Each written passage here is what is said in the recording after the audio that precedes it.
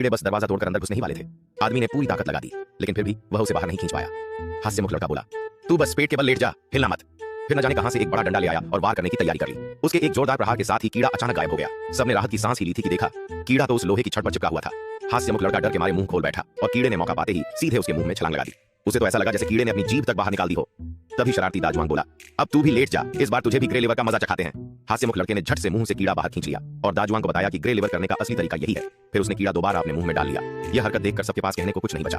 दाजवांग ने झट उसे लात मारकर गिरा दिया और जोर का एक प्रहार किया। कीड़ा दूर जाकर सीधे बर्फ की बाल्टी में गिर पड़ा। सबने जाकर देखा, कीड़ा तो ठंड से जमकर बर्फ का टुकड़ा बन गया था। दाजवांग ने बिना सोचे समझे उसे एक लात और मारी और कीड़ा बर्फ की तरह चकनाचूर हो गया। तभी उन्हें समझ आया, ठंड ही कीड़ों की कमजोरी है। फिर उन्होंने स्विमिंग पूल के पास जाल बिछाया और सारे कीड़े के अंडे चुरा लिए ताकि मां कीड़ा खुद ही उनका पीछा करते हुए आए। जैसा सोचा था वैसा ही हुआ।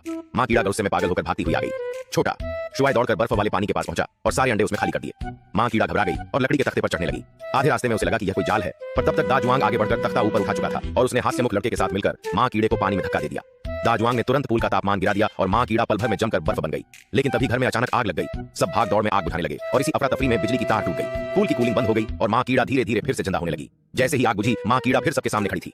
तभी छोटा शुआय को याद आया कि बर्फीला भेड़िया डर भगाने में माहिर होता है। वह तुरंत अपना छुपा हुआ बड़ा हड्डी का टुकड़ा निकाल लाया और दाजवांग ने एक लात मारकर उसे सीधे मां कीड़े के मुंह में पहुंचा दिया। हड्डी मुंह में जाते ही मां कीड़ा पागल की तरह तड़पने लगी और अगले ही पल धड़ाम वह जोरदार धमाके